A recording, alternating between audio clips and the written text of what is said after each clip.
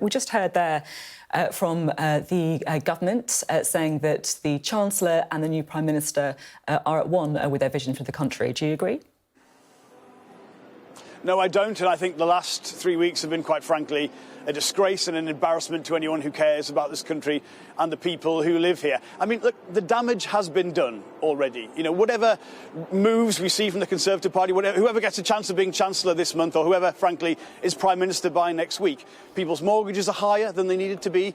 Business investment will be lower than it otherwise would have been, and government expenditure and the pressures on that will be worse because of decisions that were made. And I think every time Conservative ministers come on and pretend that somehow this isn't their responsibility, confidence only diminishes in them still further, and there are real-world consequences to that. I just want to talk to you about the interview that we did at the beginning of the programme with Rob Halfon, the chair of the Education Select Committee.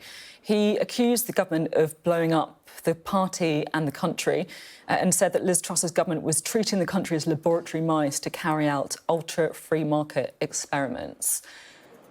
What's Labour's position on the number of Conservative MPs who are clearly concerned about the direction of the government? And are you having conversations with them?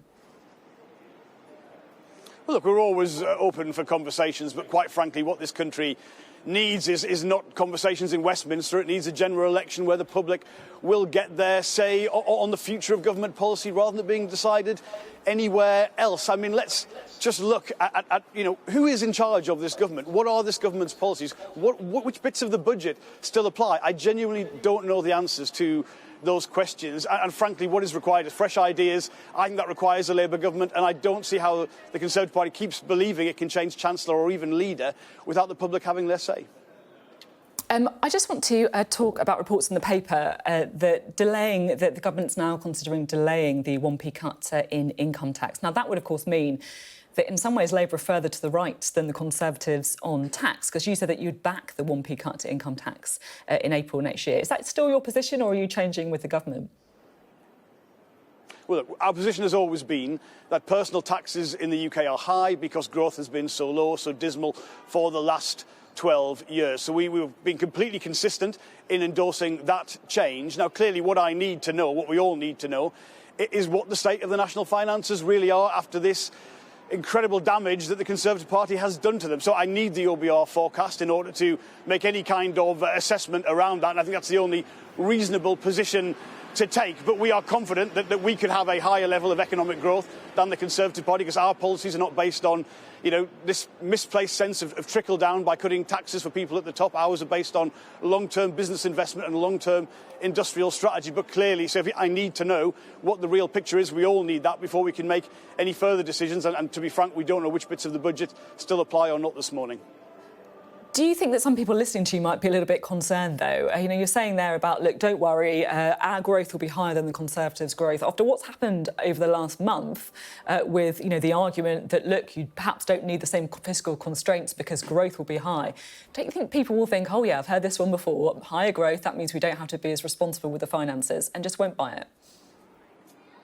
It's not about being irresponsible with the finances. I mean, first of all, I would say, look, the key problem in the British economy is that business investment is the lowest in the G7, and because of what the Conservative Party has done, might even be near the bottom of the G20. So a long-term industrial strategy is a real way to drive that up, reforming business rates, improving our trading relationship with the European Union, improving skills. These are all real things. But we've also been absolutely clear that what dominates for us, what the overriding rule is, as Rachel Reeves has set out, is fiscal responsibility. And that means we will not borrow for day-to-day spending. We don't believe, as the Conservatives do, you can borrow money to pay for tax cuts for the well-off and somehow that will make everything better. We're absolutely clear on that, and that will always apply, and we'll make decisions once we have seen the OBR forecasts. But there is no doubt for us, fiscal responsibility rules, and I think that's been endorsed entirely, frankly, with what we've seen in the last 3 weeks. Let's talk about fiscal responsibility, shall we? Because what I was very interested to hear from Andrew Griffith was that we've previously been told that this government is going to be sticking to the current spending envelopes.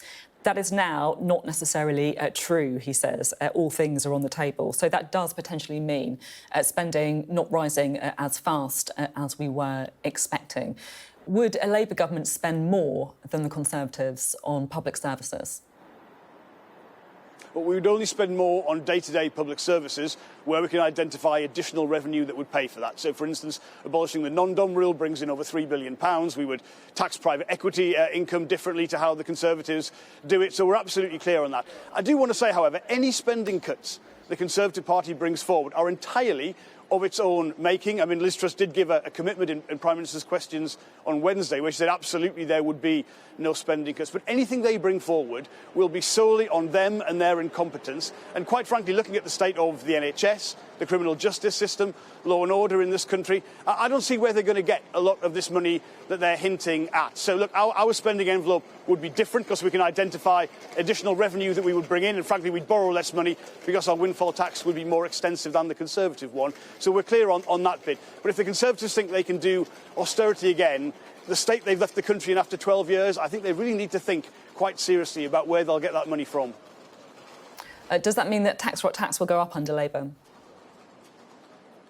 No, it doesn't mean the tax will go up. It means additional sources of revenue, as I say, like abolishing the non-dom rule or the charitable status of private schools being reviewed or other changes to how private equity is taxed. We will always identify where revenue will come from, where we will increase day-to-day spending. But look, anyone who doubts that approach, look at what happens when you have a government that isn't committed to that kind of fiscal responsibility. It means you're paying more on your mortgage. It means your workplace, your employer, your business can't invest as it wants to do. It means the government is paying more in the debt interest or on the national debt. So there are real-world consequences to the kind of irresponsibility we've seen from the Conservative Party. I just want to come in. The whole Labour Party is committed to that. I just want to come in because, I'm no economist, but for me, these numbers are just nowhere near adding up. So, we spoke to Charlie Bean, the former official from the Bank of England. He said there's a £40 billion black hole that needs to be plugged. The things that you're talking about, private schools can't be charities, £1.7 billion. I mean, that's not going to touch the sides, is it? Well, look, I can only make those decisions based on real information from the OBR and other forecasts. I can't do it off newspaper speculation. I mean, there are stories that have been placed overnight by the government or people leaking from it about potentially very large sums of money. But that is the consequence of incompetence. So I need that information before we can make further decisions about that. But be in no doubt that for us, our fiscal rules and fiscal responsibility will always govern any other decisions that we make.